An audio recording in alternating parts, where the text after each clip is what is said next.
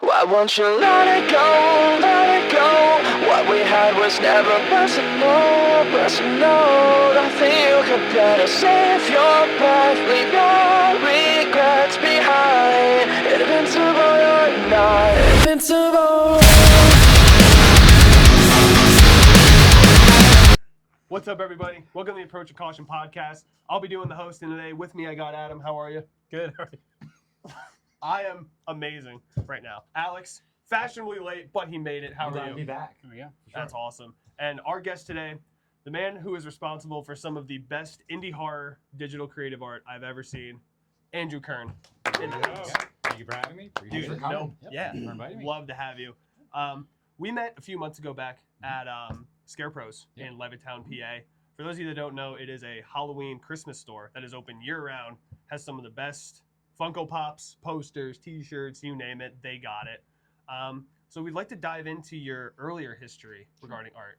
Did you draw a lot as a kid? Were you a very big fan of art class? How did it all get started for you to where you are now? Yeah, for me, I think for most kids, you know, you're doodling, you're drawing, you have art class that exposes you to stuff. My gateway to horror and even through art was Scooby-Doo. Yeah. You know, as a kid, how many kids have grown up watching that? And Exactly. You know, so it was like you see the monsters, you see all these creepy sets and locations, and yeah, I try to draw that stuff. And you know, as a kid, just kind of continuing to hone my drawing skills.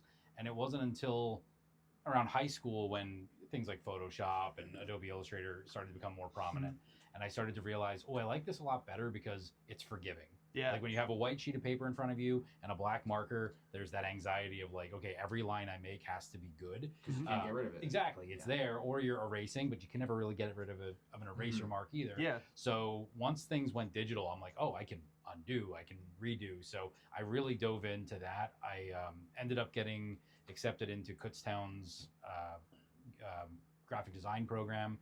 They call it communication design, or at least they did when I went through there. And I went through, I graduated in 2004, got out, worked a little bit in graphic design, mostly corporate stuff, Mack Trucks, Crayola, a lot of the local companies, and just wanted to change, didn't want to sit in a cubicle. At that point in my 20s, it was like, okay, I don't want to be just doing this. So got out of graphic design, went into teaching, but still teaching what I was already doing art-wise. So Photoshop, video production, things like that. And have been doing that for a number of years now. I think this is my 18th year teaching. And during the pandemic, school shut down. Yeah. I had been doing fan art on the side for a while, just for myself. I never even really shared it with anybody. I was just kind of messing around. And I did some stuff for Scream, Halloween, and then a lot of Marvel stuff because that was big at the time. So I started an Instagram, started putting stuff up there, and eventually, it didn't take long. I was surprised. A director, Marcel Walls, who did a movie called Blind back in 2019, messaged me and was like, "Hey, I've got this movie. Do you want to do a poster?" And at first, I was kind of like, "Okay, everyone on the internet's got a movie they've made, right? Okay, what backyard did you shoot this in?" Right. You know, but I looked it up and I'm like, oh, like Carolyn Williams from Texas Chainsaw Massacre 2, Robert Russler from Nightmare on Elm Street Part 2, and I'm like, oh, you've got people in this. And then they had a trailer, and I'm like, oh, they've got cinematography. So I'm like, hell yeah, let's do this. So over like 3 days, I put together a poster for Blind, and that was sort of the beginning. That was just the spark. And then other directors would say, who made your poster? Who did this? And they would just find me. And it eventually led to more and more stuff.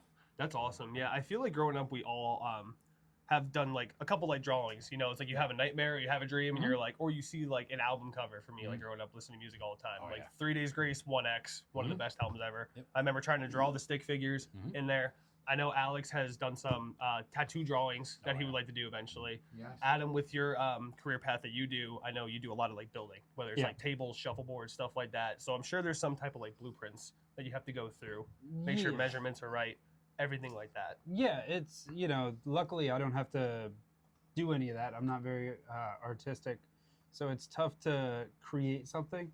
But once I see, you know, the stencil, I'm like, all right, I could do that. But yeah, tracing was always my go-to. I could never really. Yeah, I could never do the artwork, but you know, I could sure copy it. Yeah.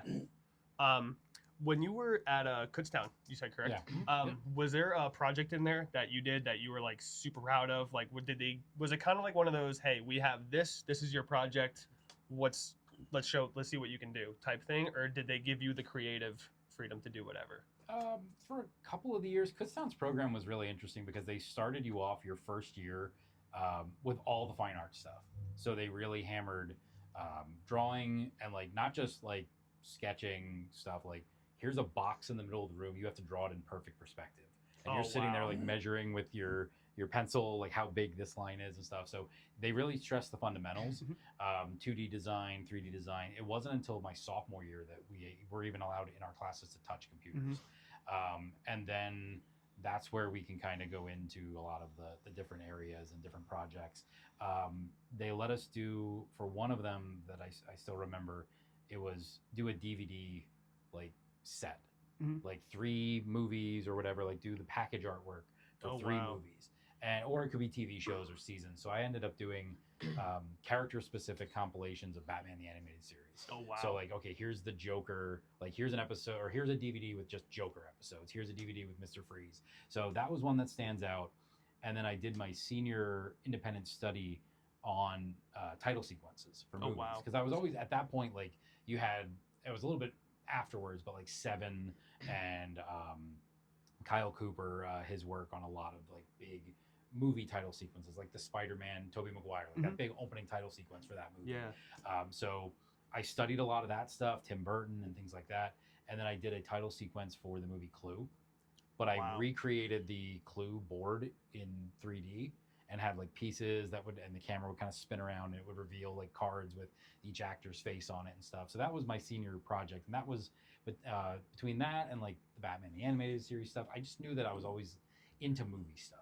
As you had other designers who were fine arts, or, oh, I really like this kind of, you know, artistic movement from like the 1920s.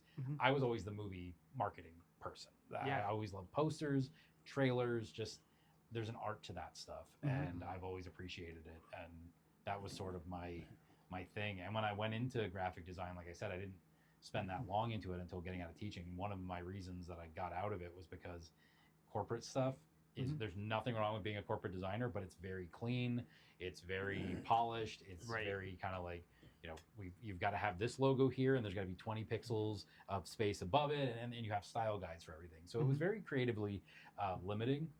So I kind of got out of it and kind of just thought, I'm going to go into teaching, I'll do this for a while. And I never thought I'd really come back to graphic design, and in a certain way I've never really have officially. I'm still teaching, but I'm doing this stuff on the side, and I get to do projects for stuff that I want to do and stuff that excites me, and horror movies and stuff like that, which is just such a niche thing to break into that I just feel really lucky that I've had the opportunities that I have. Yeah. So were you a horror fan growing up at all, or were you more of like the DC cartoony type stuff? You know, as a kid, horror movies always freaked me out. My cousin showed me The Lost Boys when I was like, she was a few years older, and she had rented The Lost Boys when it had first come out. So she had it on. I was hanging out at her house because we lived pretty close. And I watched it when I was maybe 6 or 7. Wow. Which was probably a little too young to watch Lost Boys. Yeah. And it scared the hell out of me. And for a while, it was just like, I don't want to watch horror movies. And then it wasn't until probably Scream in '96. I was in high school. And then that's when you had all those 90s slashers that were really big and popular. And I started getting back into horror that way. And of course, then finding Halloween and Friday the 13th and Nightmare on Elm Street, and just keep going down that rabbit hole until I'm where I'm at today, where I'm struggling to find 80s horror movies that I have not seen. You know? Right. So, I almost want to say I'm in the same boat regarding, you know, like early 2000s, because I was born in '96. okay. So for me growing up, the like scary aspect to me was always Courage the Cowardly Dog. Love that. And I always thought the villains, like the monsters that were portrayed in there, I mean, King Ramsey, Freaky Fred, like Lake Quack, all those things. And it sounds like dumb, like now looking back on it, but you got to think when you're in the, like you're 4 years old, you're sitting on your couch, you got, I was just rewatching Scooby-Doo Zombie Island. Oh yeah. And an amazing film. And as a kid, it was terrifying. And you look back and you're like, this is rated PG. Yeah. Who's and this is watching for this? kids. Right. Yeah.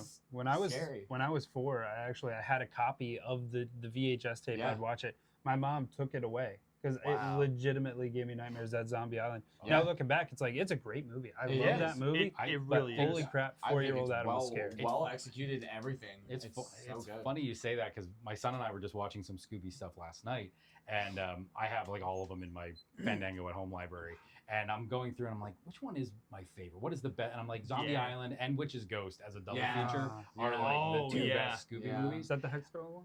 The Hex Witch Girls, Ghost yeah, Girls, that's the first one. yeah. With the Hex Great Girls, one. yeah. And that's, I think for so many kids, that's just how you get into it. That's your Yeah. that's your off ramp, or Courage the Cowardly Dog, which Yeah, I'm Courage not was as familiar stuff. with because I was high schooler in Right. '96, so I wasn't really watching that stuff. Although I still love cartoons even now, so I probably should have been watching it. Yeah, I wish there were more cartoons nowadays like those. Like, Yeah. You could see the rawness of it. Yeah. Like it was just like, and the time. I mean, I remember watching videos of I believe his name is Butch Patrick, who did Fairly yeah. Odd Parents, Yeah. Invader Zim, Mhm. and there's people that come up to him at conventions, and like his signature, he has like 8x10s and stuff with Yeah, him. yeah. But his main thing is they ask for a character and then he does the autograph, and how fast he can do Timmy Turner, Yeah. Tammy's dad, Doug Dimmadome, you name it, and he's like talking to you as he's doing it. That's awesome. That to me is so cool in so many different ways. And there's so many different forms of art out there.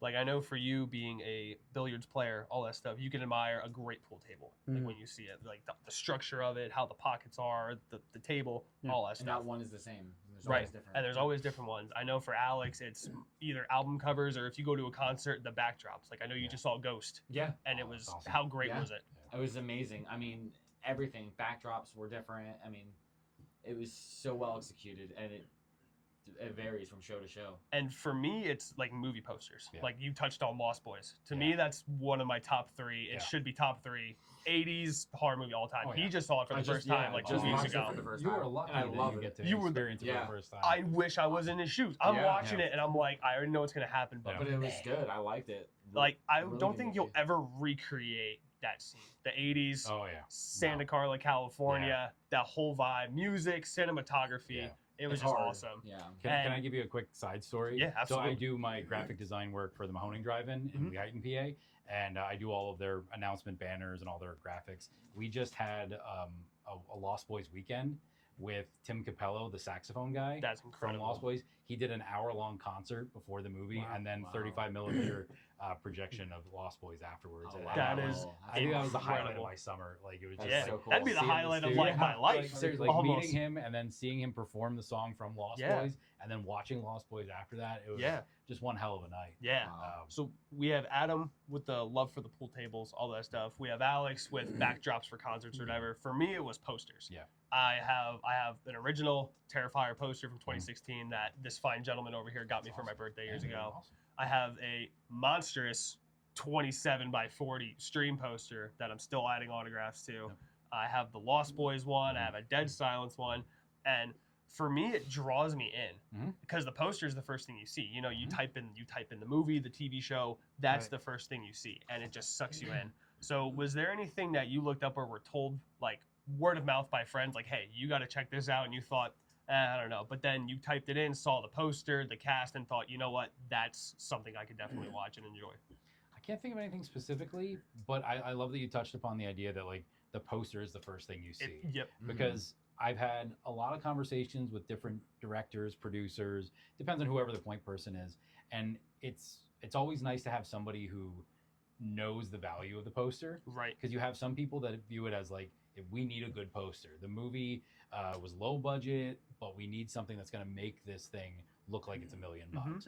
And then you talk to other people who it feels like an afterthought. We just need a poster or something, and it's like no, like how do you find a movie? You know, now we're out of the days of like Blockbuster and the mom and pop video rental stores where you go in and you walk around on a Friday Yeah. night and like, oh, this looks kind of cool. And what draws you to that movie? It's the cover, it's the poster. Yeah. Now it's the same thing. If you're on Netflix or if you're on Tubi or whatever, it's that thumbnail. It's whatever that artwork is that gets that attention to it. So I'm always happy to talk to people that like want a poster and know, hey, we're gonna spend, not that I want more money, but like we're gonna put more money into this. We're gonna give you the time you need. We're gonna give you the resources you need to deliver something that is gonna be awesome, because we know that the better the poster, the more eyes are going to see it Mhm. and are going to get drawn to it. Yeah. So as far as movies that I've been drawn to because of the poster, I'm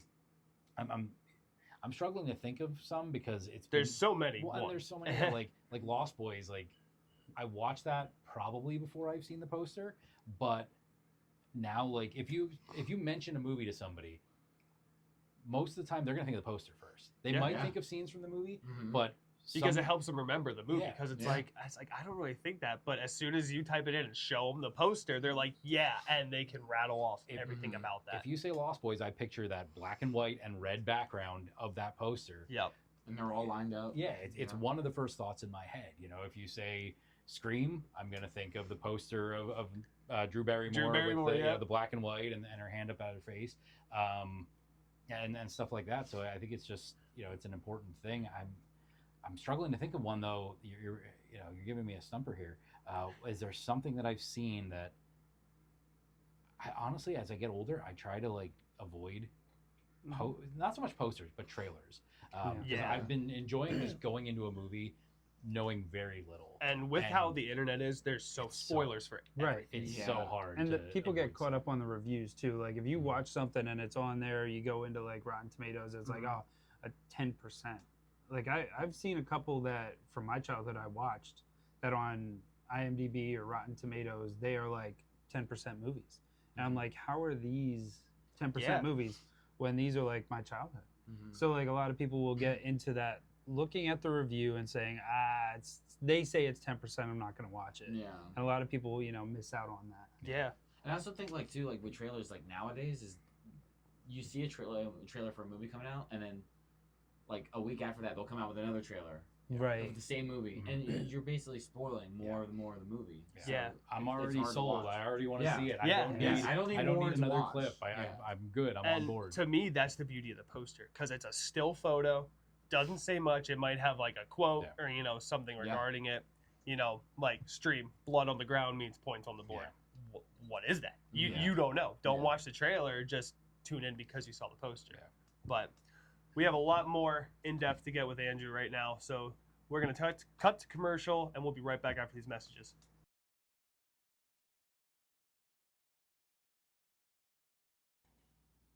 Thank you guys for tuning with us. Still kicking it here with Andrew. Having a good time so far? Yeah, it's great. It's awesome getting to It's hear fun about your to talk backstory about it. and everything. Yeah. Mhm. So we're going to fall back on the discussion we had earlier about was there a movie poster, video game poster, TV show poster that you saw and you were like, yep, that movie's going to be kick-ass. I need to buy that. Thing like that. Okay. Are you asking me, or are we going around the table? We can do round robin. Okay, too. got it. All right. So Alex, was there a movie poster that you saw, or video game poster, TV show that you were like, yep, that's going to be killer. I have to watch that. Yeah. So I was always fascinated with the Titanic and the history of it, and as soon as I saw James Cameron's 1997 Titanic movie poster, I was like blown away. I wanted to see it. It was way that it was shot, the way the boat was, in camera, and then behind it, it was like I have to watch this movie, and I fell in love with it. It's probably one of my all-time favorite movies. Yeah, So for sure. yeah.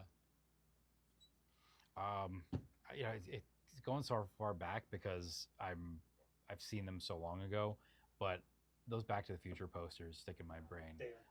I don't know if I saw them first, but I probably did. And there's something about those that, like we were saying earlier, like you mentioned that movie, and that's what I'll think of first before any scenes from the movie. The color palette screen. Oh yeah, it's perfect. And the way that they're like, 1, 2, and 3, they kind of build on it. They add 2 characters. It's Marty and Doc on the second, and then Clara's added to the third. I know I definitely saw the posters for 2 and 3 when those came out when I was a kid, and I saw those. I'm like, oh yeah, I got to see those. Yeah. So I mean, I would imagine that's the case. Next time I check out a movie based on the poster, I'll try to write it down and I'll message you. Hey, this one I'm checking out because of the poster because I'm just brain farting right now. Yeah, like which ones did I watch because of the poster? Yeah, that's awesome. Adam, do you have one? For me, it was 31. Richard Brake on the top there is Doomhead, and then he opens the movie. I mean, it's seamless from the poster to the movie, and he unhinged character. So I got really deep into that movie. We talk about it. We've talked about it a lot. So I'm a big fan on 31. the poster is what sold me on that. Yeah, for sure. For me, it was a little bit newer movie from the ones you guys have said. It's a movie called The Void from 2018. Yes. It's a cosmic horror movie, Okay. and the premise of it. Not that I want to go into a deep dive for anybody that can see it. I think it's still streaming on. It's on Tubi. I know that. If you guys Okay. have Tubi, definitely check it out. 2018 cosmic horror takes place in like a rundown hospital. They're moving to a new location, stuff like that. And there's these cloaked figures, almost like entities outside, and they're all from this realm. And there's a guy in the hospital. I'm not going to spoil it, but it turns into this almost like cult following movie. Okay. And it involves the birth, almost like the birth of, I don't want to say Antichrist, Okay. but a birth of a certain being. The way it is shot is incredible. The poster is so like out of this world. It involves like stars. It has like the Kraken tentacles, and it has the figure just standing in front of it. With the I'll triangles. either have to post it.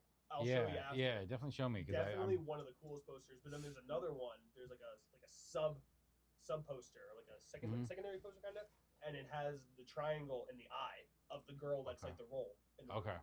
And for me, it sold it. I was like, It's a I'm really like, The good Void, movie. I'm like watching it. I'm like, I don't think this is for me. But then when it picks up, the score, everything, and it's not even just the poster too. Like you can watch a movie and you're like, wow, that music is awesome, or you're like, be like, wow, the clothing is so cool for that time, and basing our discussion on the posters here, you bring up Back to the Future, the purple, the orange, all that.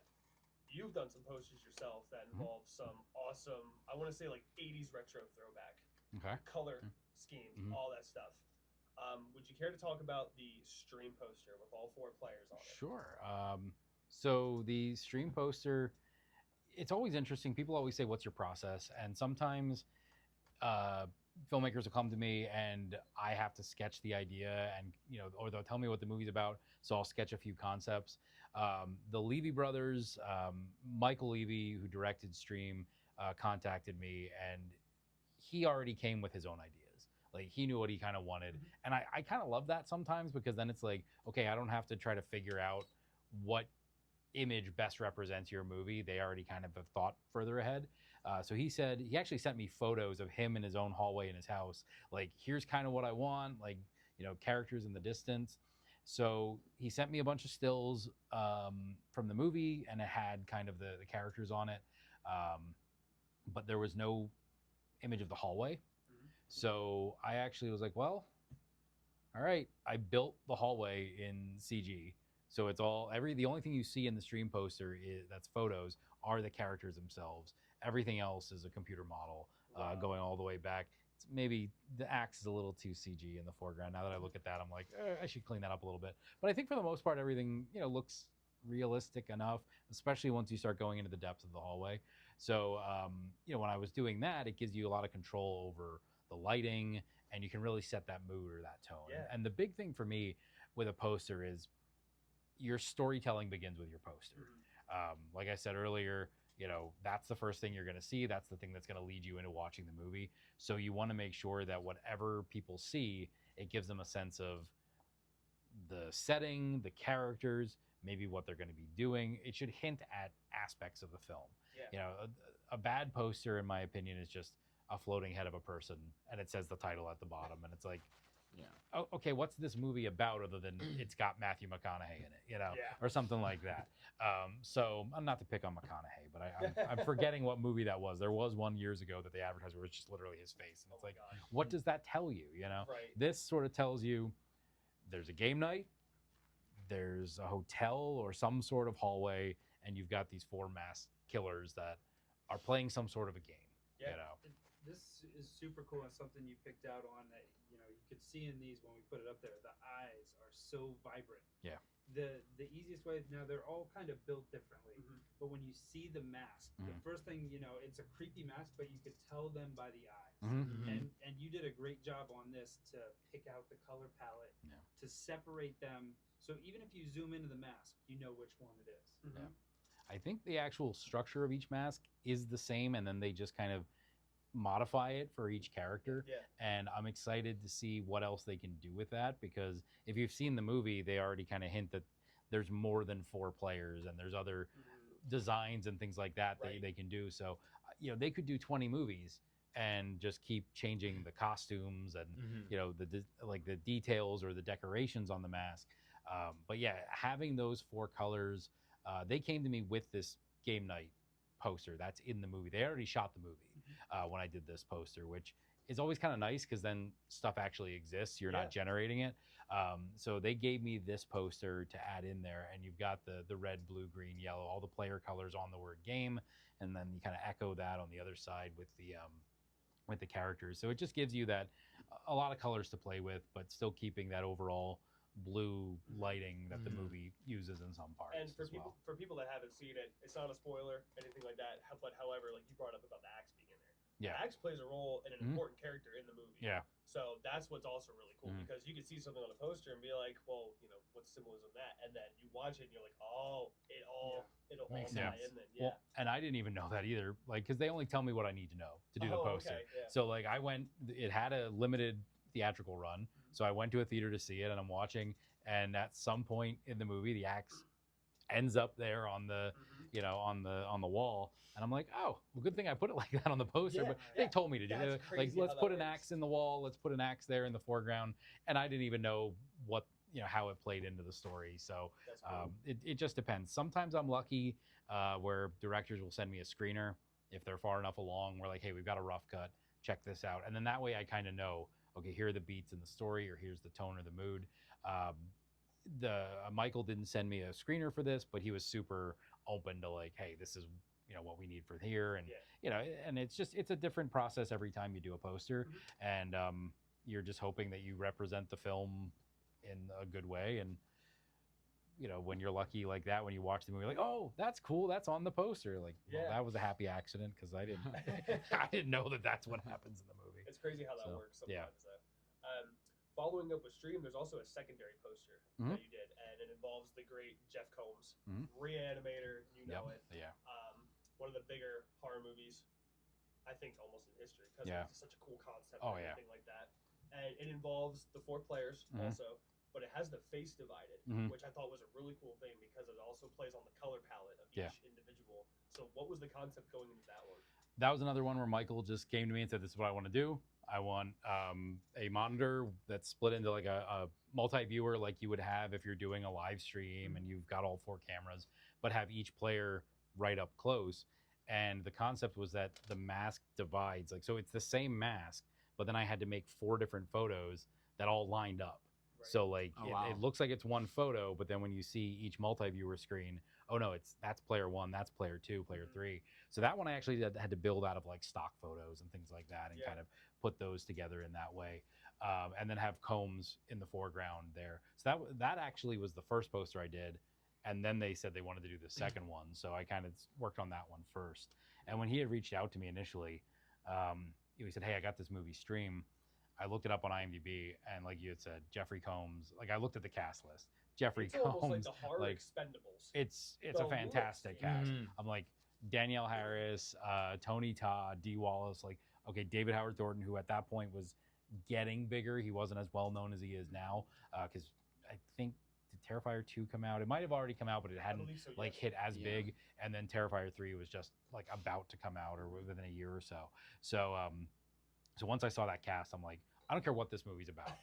You've got all these people lined up. I'm in. Let's go. Especially with your name listed with some of the some of the biggest names. Oh yeah, I mean that was sort of surreal to sit in a theater and see a credit scroll that has all of these legendary horror names, and then eventually my name is somewhere down towards the bottom. But it was it's still in the same scroll, and that's awesome. That is so cool. Yeah.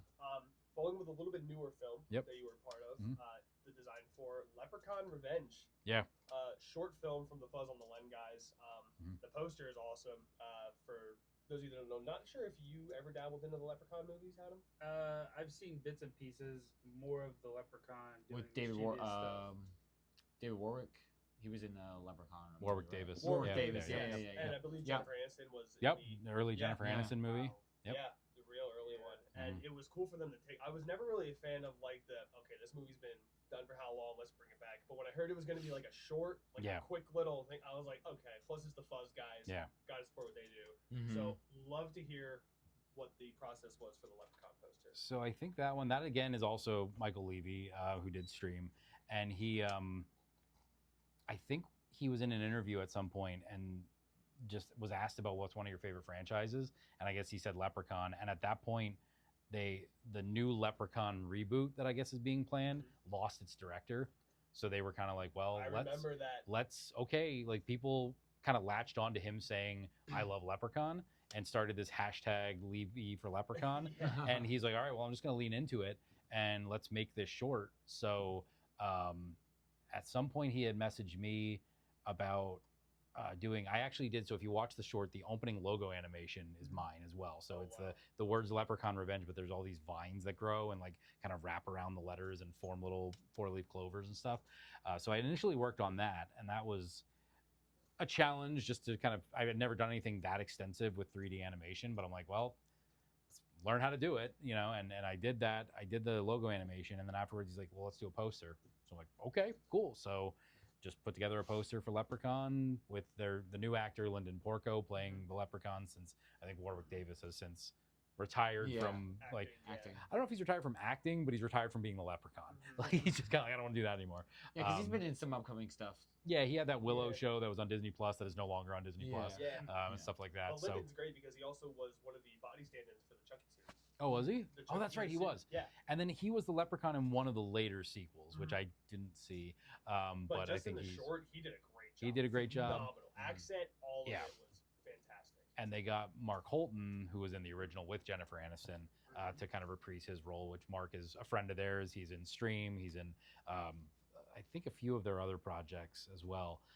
Or he's just a friend of like the con circuit or whatever. So he, so it was basically like, well, we know one of the original legacy actors. We know one of the guys who plays the new Leprechaun. So let's put this short together. And I think that's their bid for, hey, Lionsgate, let us do Leprechaun 9 and, you know, see where it goes. So at the moment, we're just, the last I talked to them, they said they know Lionsgate's seen it. They're just waiting to hear if they get a shot to do the next. So that's awesome. Yeah. My question, I'm not big into horror, as you know, a lot of people know. The Hornswoggle one, the Leprechaun, that is a different franchise. Is that part of the Leprechaun series? So Leprechaun for me wasn't really a big draw to me. I did see the first one just because you have to. Yeah. It's part of the thing. So I'm gonna say no. Okay. I could be wrong. That's just We can WWE definitely check- Films. Yeah. Their deal. However, They do WWE that. Films had some bangers. Did they? See No Okay. Evil? Yeah, that was the one. Yeah, okay, I remember that one. Yeah, they had a bunch. But yeah, that's a really good question. Okay. I'll even have to look at it. You stumped me. Wow. Yeah, crazy. I think You heard it here. Yeah. You see it. Horror I'm fan stumped. has been stumped. Unbelievable. I think I tapped out of the Leprechaun series when he either went to the hood or Oh back to the hood. I'm not quite sure which one, because there were two of them. Because the first one was just, I actually worked at a video store when that came out, and that was constantly off the shelf because people were just like, I'm checking this thing out. Because I mean, it just the Leprechaun. Name alone, like, you can't. Because who it was, Ice-T, I think, was one of the actors in that. So it was Warwick Davis and Ice-T in Leprechaun in the Hood. My knowledge of Leprechaun comes exclusively from Dead Meat, their show that they do, the Dead Meat podcast. Yeah, they're great. That's all I know. Yeah. So, That's awesome. I've seen the trailer. I have not watched the original Leprechaun. I mean, I'm sure you can find it. Yeah. It might be free somewhere. Oh, just because yeah. Going forth with more of the poster work you did, you recently, a film came out that is probably one of my favorite, dare I say, Disney adaptations. Because they recently did I'm not sure what the name of it's called, but they opened up the rights to some of their older stuff. Steamboat Willie. So it's public domain. So I think the copyright law is you have 95 years from the time it's created, or 90 years or something like that. Yeah. And 2 years ago, 2024 was the year that Steamboat Willie fell into public domain. So basically anything from that short is now free to use in anything. You can't have Mickey. You can't have red shorts, yellow boots, or yellow shoes Mickey, but you can have anything that looks like Mickey from Steamboat Willie. So what you have now is one of the hilarious posters I've ever seen, and movies. It's fun. It's incredible. It's hell of a laughing time. Yeah. Like you're gonna go in laughing, you're gonna leave laughing. The concept for this is incredible.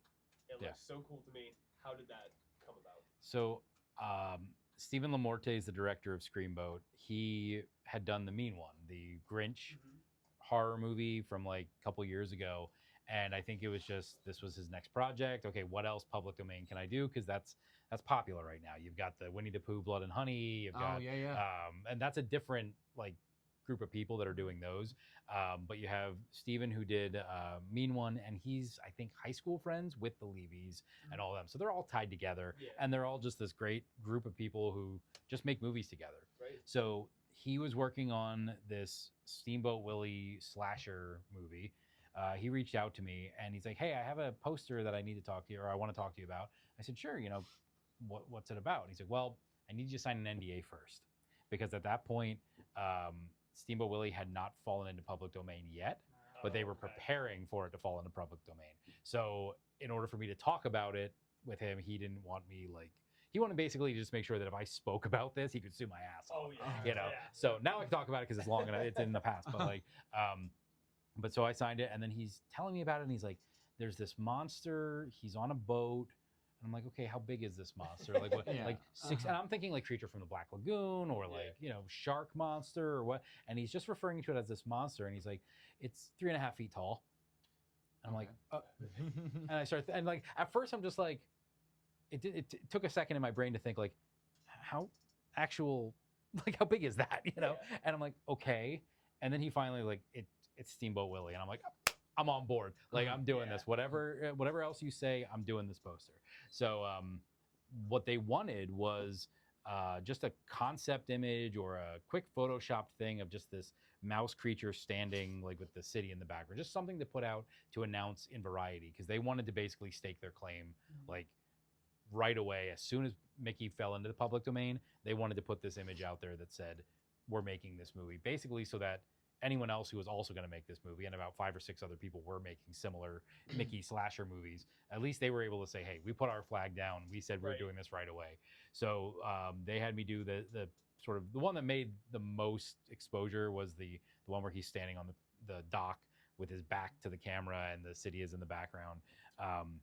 And that image is the one that they ran in Variety like that day. And it was just, I couldn't believe how many people had seen that. Like even my family my extended family who really don't know horror, they're okay, yeah, Andy does posters. We know he does this stuff. Even they were sort of noticing like, wait a minute, like you did this? Like that's awesome. So that one's been out there all over the place. And then they had me do, once they shot the movie and made the whole thing, they had me do the eventual theatrical poster, which is the classic Steamboat Willie holding the wheel, but now he's standing on the body of a dead captain, and he's got a knife in his chest. And then there's the little Magic Kingdom arch sparkle through the sky and stuff like that.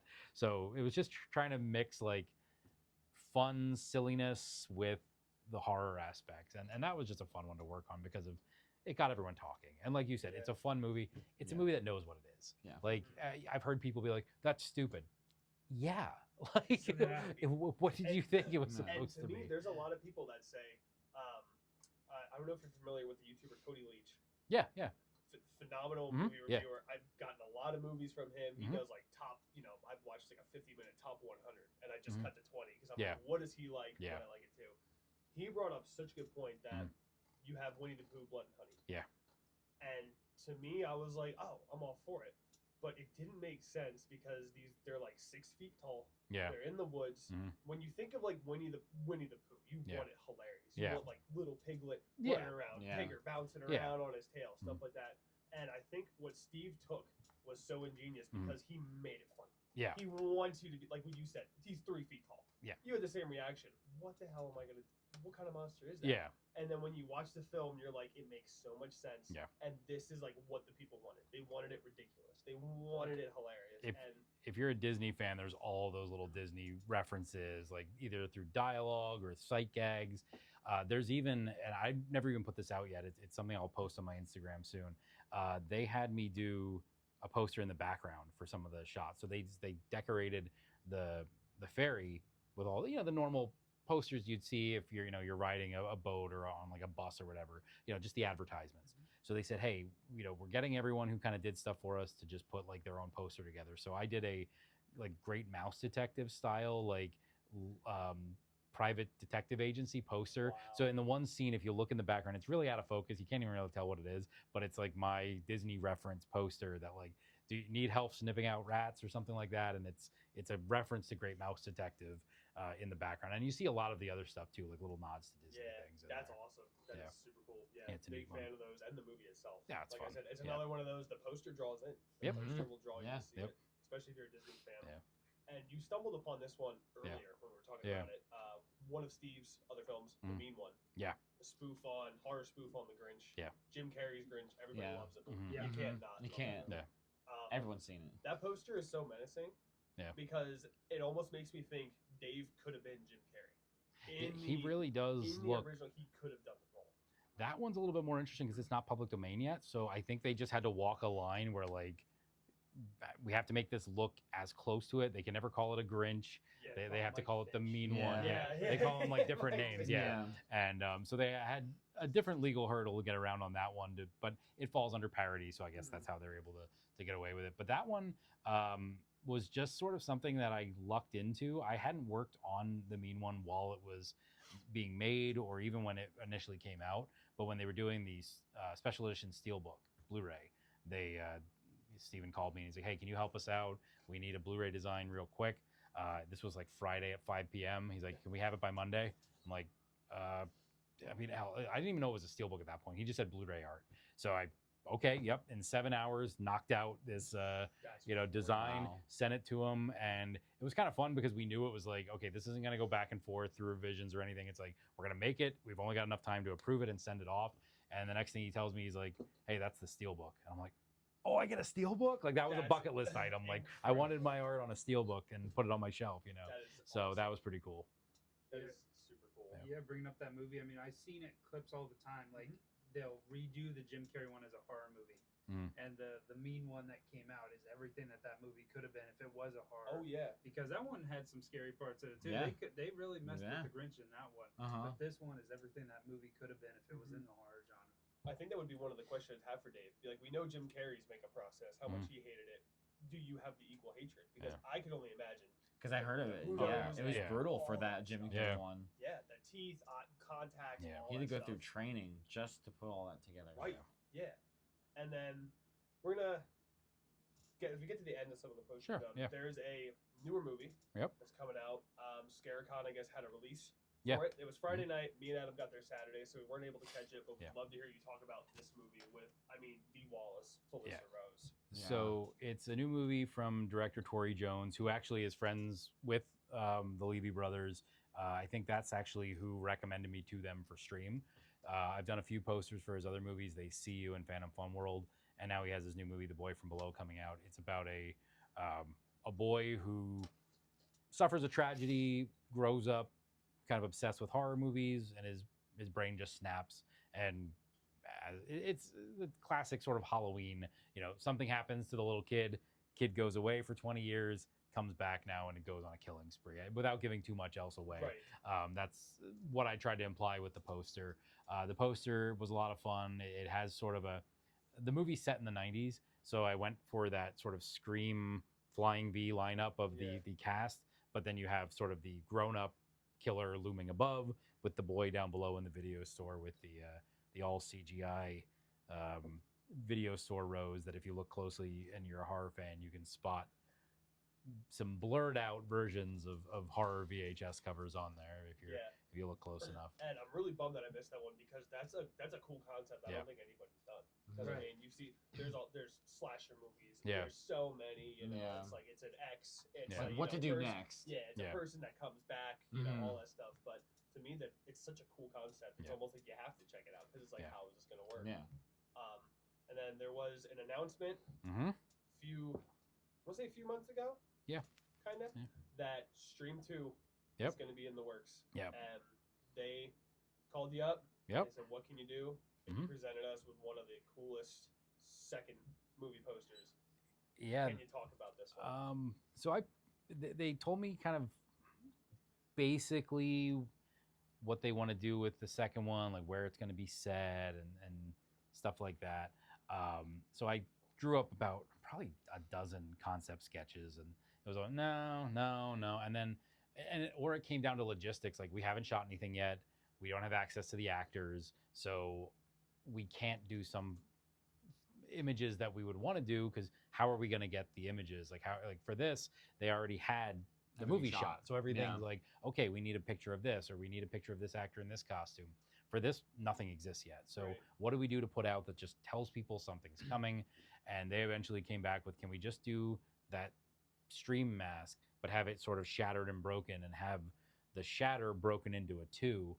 I'm like, all right, I'll see what I can do. And how do you get a 2 to kind of like, how does something crack in a round like that? So Yeah. I sort of logistically kind of played with it until, like, okay, if it kind of jagged 2 shape, and now it's just a close up of that mask, which if you've seen the first movie, you recognize. There's some other hints with the color in there as well, and then you have that kind of 2 with the logo at the bottom with the 2 inside the word stream, and I think that's enough. It's effective. It's simple. I don't want to compare it to like the Halloween poster, but when you look at the original Halloween, it's that knife, the pumpkin. It's something simple. It's iconic, and again, not comparing mine to No. that, but like that works as a really good teaser. It's Just the hiding stuff too. Like Well, yeah. we talked about stuff where that's like hidden in it. Yeah. Going back to the Halloween one, there's a face in the Mhm. hand. Yeah. And everybody's like, what are you talking about? It's just him holding the hand. But when you look, you see Yeah. the eyes, the nose, all Yeah. that stuff. So super awesome. Yeah. So excited that they announced that. Yeah, I Yep. can't wait to see it. Those boys Yeah. deserve it. Yep. They Yeah. blood, sweat, and tears. Oh, goes yeah. into all that stuff. Mhm. I love working with those guys. They're great. Yeah, Yeah. super cool, super Yeah. chill. Yeah, we have a few more stuff coming up with Andrew here. We're gonna cut to a commercial and we'll be right back. Thank you all for still staying with us. We're back here. Still got Andrew in the house. How you doing, man? Still Good. hanging Yeah, in? I'm having a great time. This Thanks is for having awesome. me. Yep. It's so great to have you Yeah, here too. yeah, Loved absolutely. everything you said so far. I know Adam had a couple questions going Sure. into this final couple minutes here, so go ahead, Adam. Right. So for a lot of artists, there's a style they kind of go to. Mhm. Do you have a certain style, or is there just every movie is a blank slate, or is there something you're trying to achieve with every poster you do? That's a great question. I think inevitably every artist has sort of styles they fall into subconsciously without even trying to. Like, I feel like when I look at my posters, there is a sort of sameness to it. I don't set out to do that. I always try to do a different style, but at the same time, I've also sort of realized that like whatever I'm doing works, or works enough where people keep coming to me to get their posters. So I feel like that was something early on that I was always trying to like emulate this person's design style or that person's, and then I'm just like, I'm just gonna do what I want to see, and if it comes out looking cool and the people like it, great. And that I just think kind of got to the point where I'm like, I'm gonna stop pretending to try to be like that person or that Right. person, Mhm. and I'm just gonna do what feels natural for me. And I guess that's sort of evolved into my style, which a lot of people have said is bold colors, a lot of contrast, and something I also try to always think about is sort of in your layouts of your design, keeping your eye moving around a design. Right. Like, I feel like there's a way to design stuff where you put up, that was something I actually worried about with the stream posters, that you have like this wall kind of dividing the poster, and how to get it so that your eye continues to flow around it. You never want to put something in there that stops your eye from looking from one thing to the next Mhm. in the poster Okay. design. So, you kind of have like these sort of lead you around, the axe line kind of comes back. So there's a circular, like your eye just keeps moving from Nice. one element to another. I never thought about that because Yeah. there's a Terrifier poster from the original one where it's half of art and then there's a wall, and then on the wall it says you never forget your first kill. Yeah. So it's like, now you bringing up the wall thing, I'm looking at it like, well, you still see this killer clown. Yeah. You don't know what he's capable of, but then it brings that up and you're like, okay, this is like So something there's something serious. written on the wall. Yeah. Okay. It So literally- like that yeah. kind of, so you're bouncing back and forth Yeah, between it's art it's and words. So you words read stuff it like and then that. you're like, oh man, like what did he do? Like I have to tune into Yeah. this thing. Mhm. That's awesome. So that's something that I always try to think of in my designs, is just making sure that there's a flow to it. Because once your eye stops moving, you move on and you look at something else. Right. But when there's always something to kind of keep pushing you from implied lines, like if a character is looking this direction, you're going to follow where they're looking. Right. And then you want that to be looking at another element, and then that maybe has something that points you downward. And it's just something that, continues to kind of Yeah. keep you moving in some way around the design. So Mhm. that sort of layout combined with the colors and just whatever. I don't really know what my style is. I just kind of do what I think I want to see and hope that it works. And I kind of just, after a while, you just kind of, it's like any sort of art or anything else you do, whether it's music or art or sports, it's anything you're good at, just sort of is an instinct. And you just kind of like, you just feel it. And you're like, okay, is this working? Is it not working?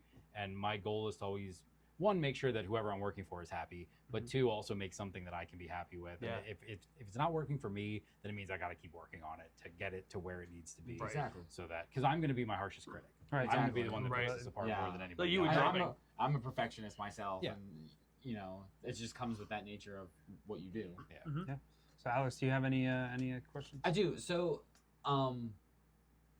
there's always goals and what people do for their careers, and you're doing really successful. With all these movies coming up, and do you have anyone you want to work with in the future, or any movies that you would like to do? So it's funny you say that, because I was just talking with my wife the other day, and I'm like, I've heard from other people, like they say, oh yeah, my 5-year plan, and I'm like, I don't have a 5-year. I'm just kind of doing like whatever comes to me, because this was, like I said, a side thing. I'm still teaching. My goal is to just not die in the next 5 years and just keep Everybody's doing goal. what I'm doing. Everybody's That's goal, my yeah. main goal, is just stay alive for 5 more years, and then do another 5 after that, and whatever. But it's just kind of whatever comes with the next job or whatever. I can't believe I've gotten to the place that I am with what I've done in the last 5 years. Right. That I've been able to go to movie theaters that have my poster outside in the marquee, and I can walk in and then I can see my name in the credits. Like, that's a dream that I never thought I'd have, or be able to see, or just never thought I'd get the opportunities to do. So It's awesome. I've been thrilled with the opportunities I've gotten. So I'm not setting any real goals, because I'm just thankful for whatever comes my way. I have been told I'm on the radar of Terrifier 4. But I'm not pushing for it. The last time I talked to Michael, I said, if the phone rings, the answer is yes. Yep. Time Time and place, everything's done. Yeah, but I'm not chasing it, only because I know it's the 4th in the series. You've got artists you've worked with on the previous movies that I don't want to come in and nudge someone out of the way. Like, you have to honor those relationships you built with the previous people. Yeah. I'm more than happy if Stream's the franchise, if Scream becomes a franchise, I'll stick with those. If Terrifier calls, abso-freaking-lutely, I'm on who board. wouldn't take that? Of course I'm doing it. I don't care if I have to take like a week off of work. I'll do it just to make that. We can find a it's literally substitute. the biggest horror movie right now. Absolutely. So like, I'm totally on board if they call. But like I said, I'm like, I'm not chasing it just because, one, I don't want to get my hopes up if it doesn't happen. Yeah. And I mean, I'll still be deflated if it doesn't happen. But I'm trying to not get my hopes up, but also just, I get it. You've got other people you've worked with. I know I'd feel a little rejected if Stream 2 comes out and they didn't come back to me for it. So I get that you got to go to the people you've worked with. Yeah. And you honor those things. Or a different art style if they have a different. Yeah, exactly. Yeah. The 4th movie, I doubt they want to mix up the same thing. how they're doing. Yeah. So whatever they've been doing for those works, and just based on some post, it's supposedly the final showdown of art. Yeah. It's going to be Damien's final hurrah. So I mean, I have no insider knowledge, but I'll believe that when I see it. If Absolutely. Terrifier 4 makes more money than Terrifier 3 did, come on. It's Kiss having 19 final tours. Exactly. Come on. It's like Halloween coming out with It's multiple. Friday the 13th, the final chapter. And then a year later, A New Beginning comes out. Like, no. Jason in space. I know how hard it is. Yeah. Like, Freddy versus Jason. I mean, I believe them. I'll take them at their word, but I have a hard time believing that cash cow is not something that they're not gonna. Or maybe they'll take a little break, and then they'll get an idea for, let's do Terrifier Reborn or something. And I, again, no insider knowledge. I know nothing. I'm just saying.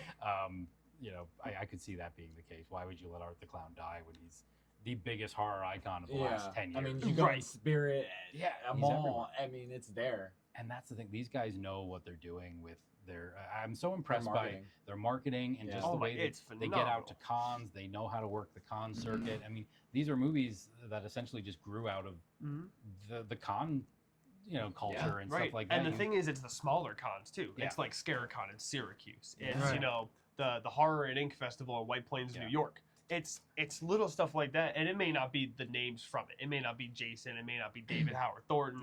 Any of those guys. Jeff Combs isn't going to come to a little thing, but it's Marcus. It's Jamie Root. Yep. It's Mike Levy. It's all the little people that make these movies tick, make them a success. And those to me are almost, if not more important than the bigger names that are in it. They know how to tap into the fan base. Exactly. They know Absolutely. how to tap into the culture, and they've done it better than anybody, at least in the recent last couple of years. For sure. So, Right. So I got one more for you. Sure. So you said you rushed out on the mean one. It took about 7 hours, and that was a rush, right? yeah. So on average, these I imagine take days or weeks, close to that. In looking, like when I'm looking at the same thing over and over and over and over and over again for a long period of times, there's stuff that I miss. Yeah. Is there ever a time where you're like, you've been looking at it for so long, you're like, oh, I'm done, and then like 2 days later you'll go back and be like, I missed this. Does it happen often that you start seeing the poster overall and you've ever missed something, or do you know of anybody that's kind of missed something in the in the artwork form? Yeah. So I mean, I think every artist, there's that old saying, art is never finished, it's just released, or it just escapes, or whatever. I forget what the exact phrase is, but it's never done, it's just released. What they want, And I think if I look back at any of my stuff, I'd find it. Although now that there's distance and time from some of these, I just look at them and I'm like, yeah, I would fix this axe. That looks a little too CG. It's a little too clean. But most of the time, it's like, you know what? It's out there. That's what people have seen. I'm not going to go back and George Lucas it and alter it and do a special edition version. Right. I'm just going to leave it alone because that's what people responded to. The Screamboat teaser, the back image of Mickey doesn't match with what he looks like in the actual movie, and they wanted to. At one point, they were like, "Is there a way we can put the actual David like in the mouse costume on there?" And they didn't have the photo to replace it. But I'm just like, at this point, that's what everyone recognizes. If you change that, then it might not have the same recognizable quality to it. So I mean, I think if I looked at everything, I'd be like, yeah, I should fix that, or I should change that. And like you said, you just get sick of looking at stuff sometimes. And as much as I love working on every poster, there does come a point where I'm like, it's been 3 months. I can't keep working on this thing. And then it goes through revisions, and then another pair of eyes sees it, and then they have their changes, and you just kind of have to roll with it. You fight battles when you have to, if they're coming up with an idea that you don't think is going to work, or it's going to take too many hours to fix or something like that. But, towards the end of it, you're just like, I don't even care anymore. I just want to. I do care, but I want to be done with it. Yeah, you put so many hours into it. You just want to see it in its final form. It's like, I think every artist wants to. Let's get to that finish line and see what it looks like when it's done. That's like when I'm creating my costume for our upcoming haunt, and I have everything done for it. I just, like you said, I just want to see it. There's an anxiety that comes with it, where you're like, just like, let's put it out. I want people to see it. And after 3 months, you can't live in that state of anxiety of like, this could change. Are they going to come in and make changes that are going to ruin this, or what are they going to do, or whatever. So I mean, a good poster, or a good timeline, I'd say 3 to 4 weeks if I'm lucky. Then through the revision process, any longer than that, I find that like anybody, you start losing attention for something. I've had posters drag out for 6 months to a year sometimes. And sometimes it's not that you're working on it constantly, but it's just going through all the process. There was one that had a lot of visual effects in it, so we had to kind of pause and wait until visual effects moved forward. So we had like CGI models to put into the poster and all that. So I mean, it just depends. But yeah, you just like you said, you want it done so that you can see it in its final form and say yes or no, it works. So you touched on the Halloween one with the face and the pumpkin. Do you have any Easter eggs that you've ever put in a poster that you could tell somebody that maybe they didn't see before? You know one. I know one. Yeah. I think you told me about that. Is that I did? Is that? Do you want me to say, or what let you do? Yeah. Oh, So okay. Go ahead. So we're both. It's one of those like really cool ones where it's like the poster draws you in, right? Like we all discussed earlier, and I'm like, I remember going down to meet him, and I'm looking at all this stuff, and I'm like, yeah, you did the poster work. This is incredible. I have to have you sign my poster from one of the matinees. Have the big poster from it. And he goes, I was like, yeah, you could go down here, down at the bottom, whichever. And he's like, do you mind if I sign by my name? And I'm like, yeah. I'm thinking like here, whatever. He's like, it's actually an egg. It's actually an Easter egg.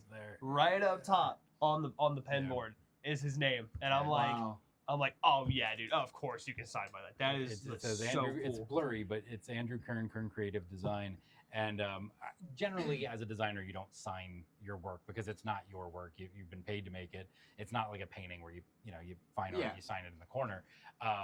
But we needed papers to hang on this cork board, and I'm like, well, I just took a document from school. It's my lesson plans for the week. And I just changed the top of it, incredible. and I just put Hilarious. my name on there, and I just blurred it enough so that it just looks like another sheet of paper or whatever. And then actually, I always design bigger. So outside of where the crop is, you'll see in some of the actual original artwork, the whole cork board. There's another sheet of paper that's the phone extension list from my high school. So it's just everybody. Wow. But I just changed the top of it to say like the Pines Hotel or whatever's featured in the movie. But I just need another document to put there. Right. I'm like, you know That's what? cool. I had that. I just put that in and I blurred it enough so that That's awesome. Denise or David, you can't really read what it says, but it's just a little thing for me that okay, it's in there. Yeah.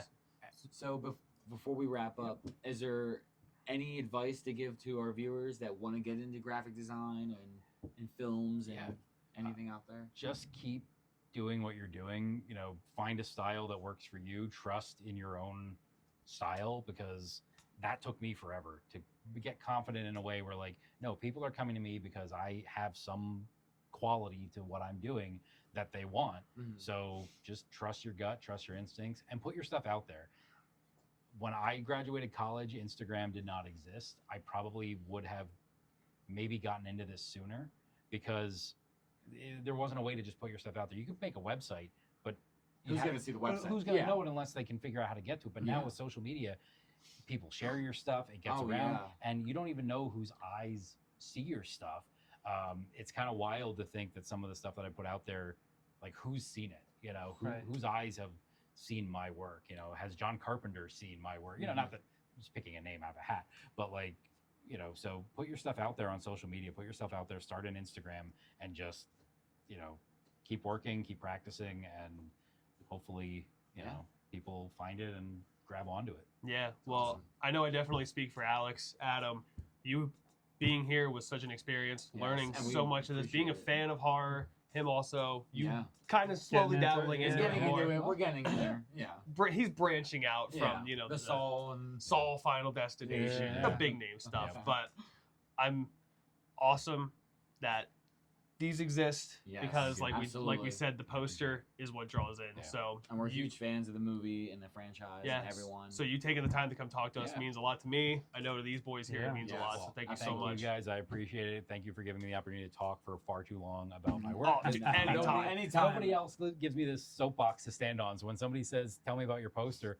well, where to toss, start the because, timer. because most people look at it and go, "Oh, cool, you did that," and then they move on and they don't ask any questions. Yeah. So this is just fulfilling a void that is I don't usually get to talk about. That's awesome. And this is so I cool. appreciate it. Thank you. We can always have you back on too Great. with the Exactly. more posters that come out, more episodes. We don't have any intentions of stopping anytime soon. Nope. So I'm sure you're going to be making more incredible posters, Sounds and good. we're going to be making more content. So hopefully we can get you back on soon. Great. Yeah, that'd be great. Yeah, I'd love to come thank back. you all for tuning into this. This has been one of our favorite episodes by far. Be sure to stay tuned for all the other episodes we have coming up after this. Why won't you let it go, let it go? What we had was never personal. Nothing you could better save your